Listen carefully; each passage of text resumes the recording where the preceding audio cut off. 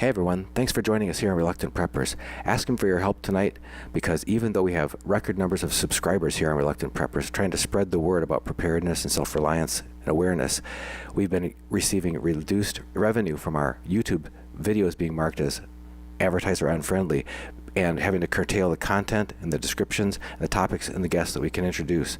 So with your help, we can overcome that and break free of that restriction. If you go to patreon.com/reluctantpreppers, you can make any amount of small or modest or larger monthly donation to help support our mission. We've established goals there to help bring you even more content with the different levels that we can achieve together. Thanks, folks. Check it out, patreon.com/reluctantpreppers. And now, on to our main event. As a responsible person with growing concerns for your privacy and personal liberty, you want to know where we're headed and what you can do about it. We ask the experts what you need to do to take prudent and responsible action to safeguard your family's wealth and well-being, and what basic first steps will help you to be aware and prepared. ReluctantPreppers.com. Welcome back, Reluctant Preppers. We're privileged to have a returning guest tonight, Ryan Cristian, founder of The Last American Vagabond, a piercing critic on the American political and financial and military scene and risks associated with loss of liberty, is here with us again on Reluctant Preppers. Ryan, thank you for joining us. Always a pleasure, Johnny. Thanks for having me. I was hoping that you could join us in a rational analysis of whether or not the world as we know it and the current financial and power structures that support us can continue for another generation. We get a lot of criticism as preparedness-minded people from people with a very strong normalcy bias that talk about we're just chicken little saying the sky is falling and running around doom and gloom and not living our lives and not enjoying the beauty of the world, and why don't we just kind of lighten up and quit crying wolf all the time. We've been saying the same thing for 7 years in a row now or 10 years in a row now, and it hasn't happened yet kind of thing. So with your help, I'd like to see if we can examine what, from your perspective, are some of the key and critical scenarios that are the most credible, that we believe are likely to play out over, so just for the sake of discussion, let's just take the next 2 decades, the next 20 years, which is roughly a generation, and the backdrop of that being the baby boomer retirement and geopolitical tensions around the world right now, and sort of this runaway sovereign debt of all nations being on fiat, and we can hit on each of those. But if there's others you want to tie into that, maybe you can kick us off with the geopolitical collisions between nations. What does that have to do with U.S. foreign policy? What's really the motivation and the driving factor behind that? And can that go on as it is, or as it has been, for another 20 years without a major flare-up that's going to have repercussions in all those other areas? I would say absolutely not, but the first thing that came to mind in your opening there was the idea that the one thing we fail to consider is that, just for instance, just take the United States government, that they are actively trying to keep these things from happening, or rather keep us from noticing that they're happening, right? And so I feel like that plays a huge factor. But obviously, I would say the major goal, there are many of them, but behind, maybe you're alluding to the creation of these geopolitical problems, whether the North Korea or China or Russia, is money, I would say, or rather the creation of the funding for the military-industrial complex, the creation of, the maintaining of the petrodollar. But I would say that it's a pretty clear answer that most likely within 20 years or a lot less, we're going to see major changes. And I think the idea that, let's just say, take the idea of people claiming that the dollar is going to fall or collapse, which is kind of what you were saying in the beginning. That it's like, oh, we're always claiming the sky is falling. Like it's all, right. Next year this is going to happen, and it never seems to happen. But that's first of all because they're actively trying to manipulate the system to make it seem like it's not happening, but also that they're doing everything they can to keep it back. But at the same time, I think it's pretty clear that what we're doing as a country, financially specifically, is 100% not sustainable. And every economic person, regardless of how wrong they typically are agreeing with that. And basically what we're doing is we're borrowing more money than spending that borrowed money and pretending that shows some kind of growth in our country. And I think that's, an elementary school kid could see that difference, but yet we all buy into it going forward, You mentioned, and you've written pretty extensively on this recently on your blogs and video blogs, about the apparent policy of unending conflict around the world. if you could touch on that, what evidence do we see that there's policy of creating unending conflict, basically smoldering global war all the time, but how long can that smoldering continue? Is that something that can be sustained, or is that something that you see most likely will cause a risk of a major blow up? That's a good question, because I feel like the answer is clearly that they want to maintain this, but at the same time, obviously, it's not sustainable if you're going to be going and overthrowing and bombing countries into nothing. So clearly that they have a specific agenda that's dictating which countries they choose to do what they're doing to, their forceful practice of democracy and freedom, if that's what you want to call it. But clearly, I mean, you could go all the way back to the 7 countries in 5 years plan, which we've, General Wesley Clark had talked about, that we're clearly out to overthrow these specific countries. And there's a lot of different reasons for why we're trying to do that, whether that be oil or the pipelines, or you could go to the central bank route with the Rothschild family and how that works out. But at the end of the day, I think clearly that they want to maintain this for the purposes of the bloated budget for the military-industrial complex. And really, in most of these countries that you find that we're involved with do tend to have a lot of oil. I mean, Golan Heights in Syria is the current example. And we have people like Dick Cheney and the Rothschilds and these families that are illegally with Israel, essentially mining oil out of a sovereign nation right now. And it's happening right now. But yet we're constantly fighting over the territory of Syria specifically to lay this pipeline that's been laid out for decades. And so, I mean, the point being, the question you asked was that, yes, I think that we're going to maintain this facade of spreading freedom to the specific countries we wish, to maintain this idea of this phantom terrorism threat and, whatever excuse we throw out there to maintain it. The other topic we haven't touched on is the demographic bubble that's been growing because of the baby boomer generation entering retirement and also entering their elder years, where over the next couple of decades they're going to be needing more medical care than they have in their entire life up till now.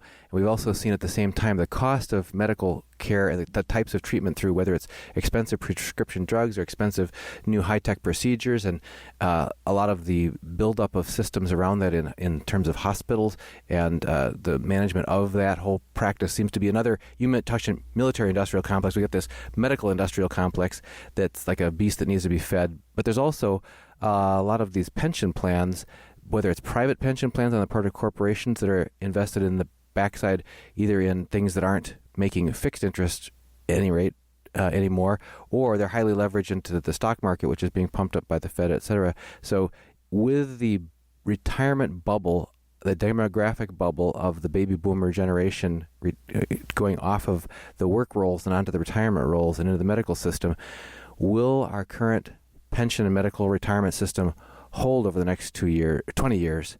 Will it fail? And what happens if it does? Yeah, that's one thing that I think people fail to really pay attention to is that the medical aspect. And it's interesting you put it that way, the medical industrial complex, because that's very much what it is.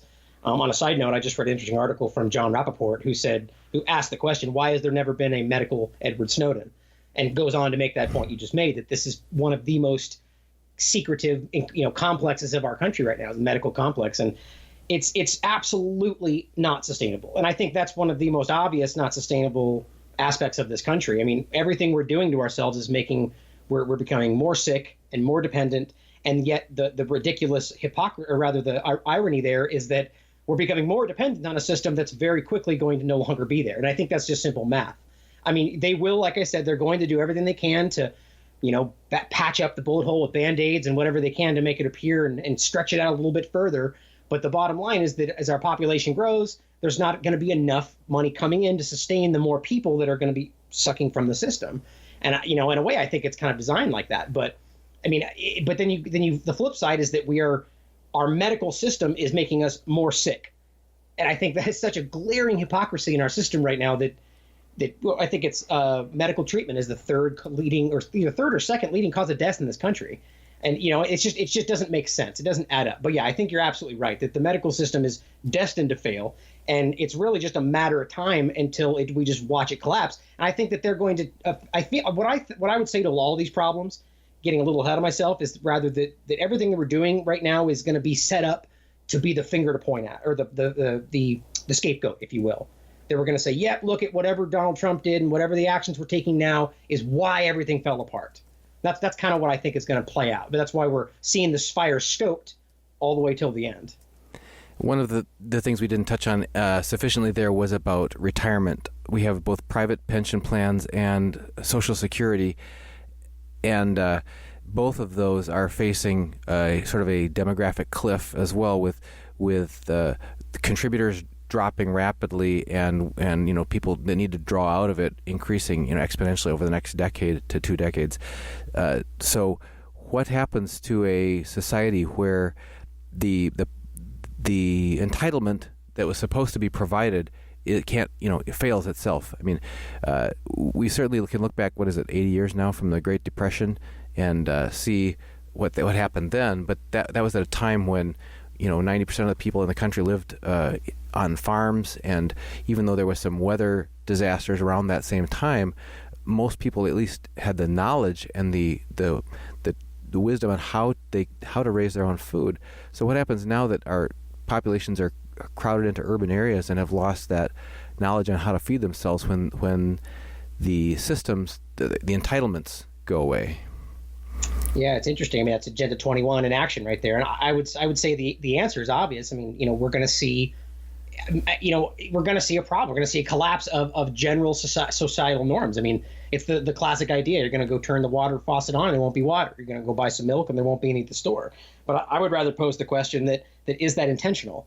The idea that we've been created and cultivated into this need to live in these concrete jungles and losing our understanding of how to actually survive without those things. And then yet it's almost like we can see that cliff ahead of us.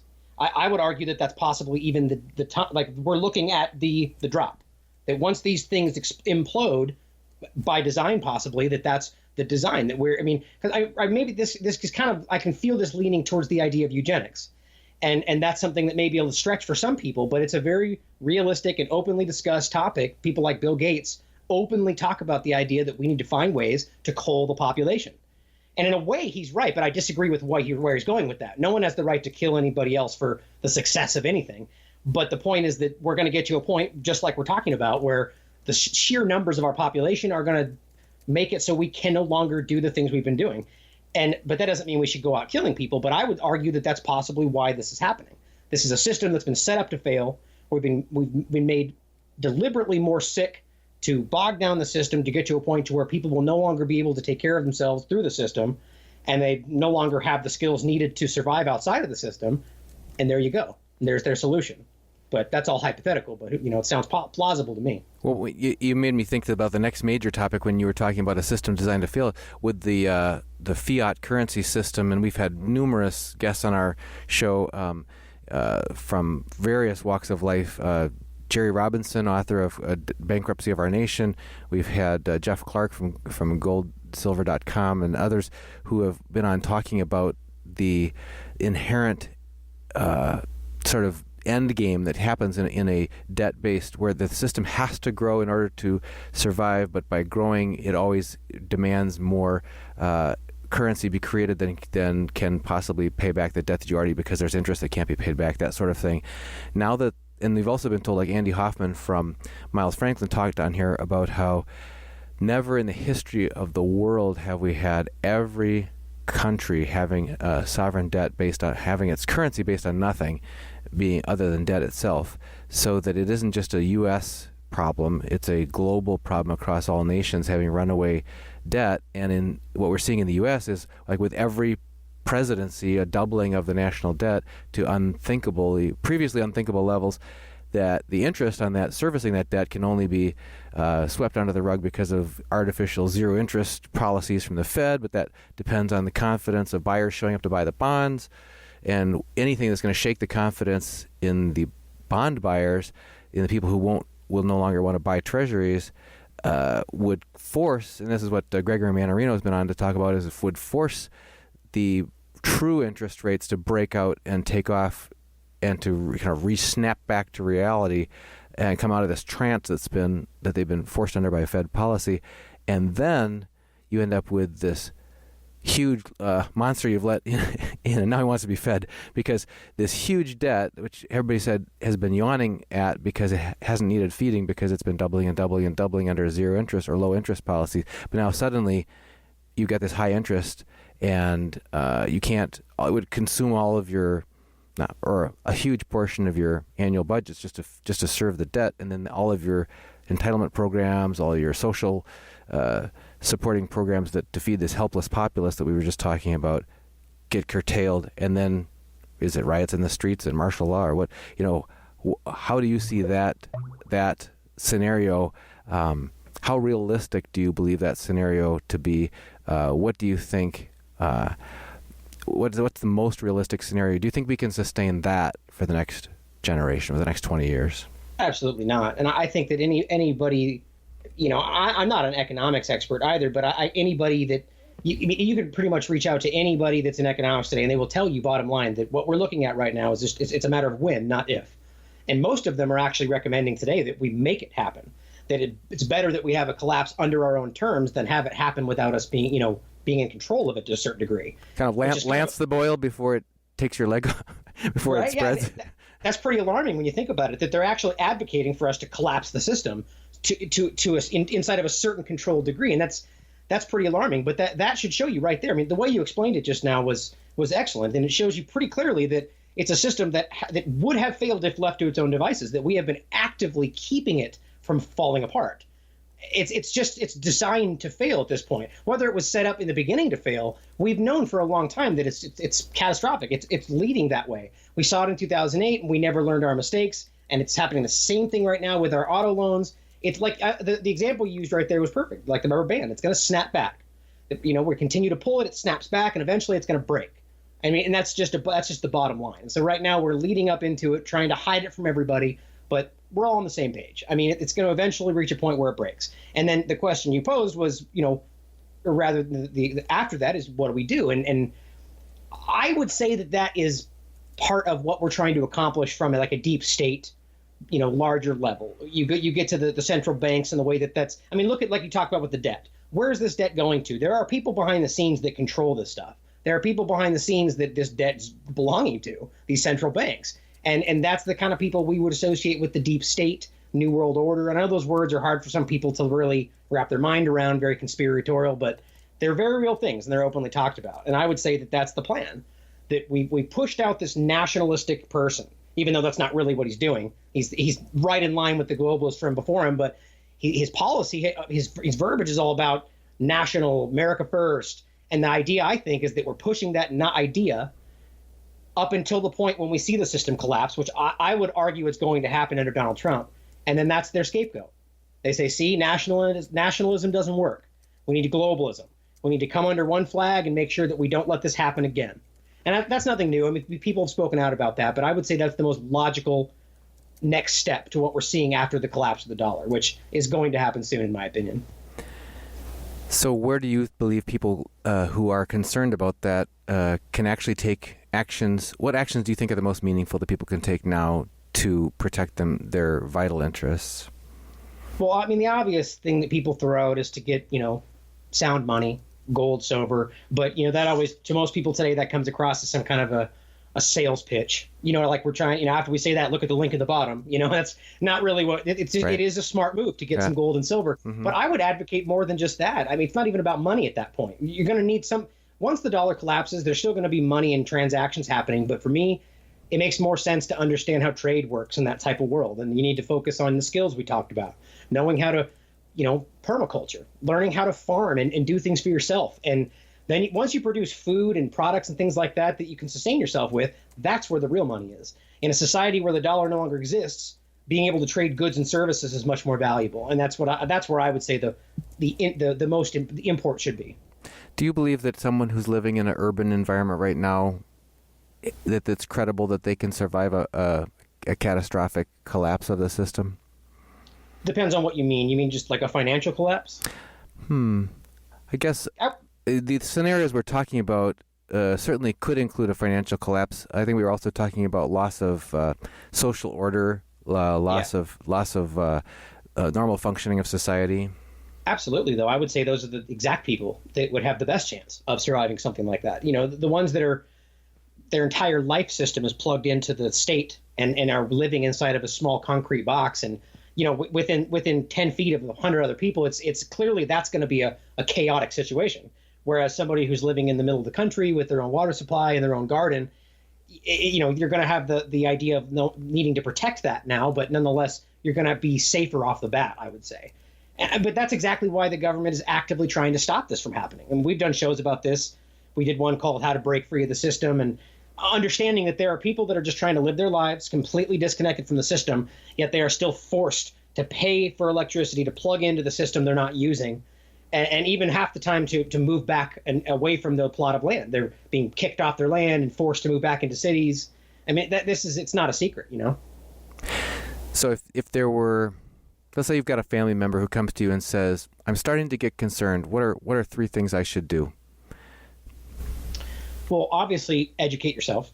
The very first thing you should ever do is learn how to do these things, and get material that you can take with you, some books and hard copy type of ideas where you can actually, a friend of both of ours from Full Spectrum Survival, he has a great thing where he sends out, I'm actually one of his Patreons, he sends out little hard copy cards with little detailed information on it. And stuff like that is paramount. But then after that, clearly just getting a fresh water source, a plot of land, those are things that I'm trying to accomplish right now. The idea where you have a self-sustaining property where you don't have to leave if you don't want to. I would say that is the utmost importance right now to get to that. But education is the very first thing everyone needs to do. Well, Ryan, if people want to pick up more on, and I mentioned earlier that you were doing a significant amount of writing recently about the geopolitical clashes between nations and what it foretells for us, where can they find more of your work? You can check us out on thelastamericanvagabond.com, as well as our YouTube channel of the same name. As well as our new radio station, WKUP, The Shift. We air all of our podcasts daily, as well as really insightful music from different artists. But that's any one of those, you can find out any of this content. And before we go, actually, I want to throw out an interesting tidbit that I just saw today with one of our articles we put up. That, interestingly enough, right now it's about 70% of Americans are unable to find North Korea on a map. Zero Hedge did a great article about this, and it shows they did research on this showing that the 30% that was able to actually locate North Korea were much more likely to want a peaceful solution. Showing you once again that education is paramount, and that the people that are educated tend to be a little more understanding of the peaceful solutions. And that also shows you why the government is actively trying to dismantle our educational system, right? Stupid people are easier to corral. A lot of the policies that we've seen over the last 5 decades or so have led to increasing dependence, loss of life skills, and more dependence on artificially power structures that they're sort of self-serving and self-sustaining. Absolutely. The hand that gives is above the hand that receives, and it's almost lost arts in most people, most households in the next generation of how to provide for themselves. So we'll like to have you back again when we can. Our time is limited tonight, but thank you again for joining us with these topics, and we'll have to have you back and talk about a little bit more of those sustaining topics. And I think what we'll do is try to get you on sometime with Brad Harris from Full Spectrum Survival, who created some of those survival tip cards that you mentioned as well, and talk about some of the practical applications. So Ryan, Cristian, founder of The Last American Vagabond, thanks once again for joining us here on Reluctant Preppers. That's always a pleasure, Donegan, and I look forward to the next show.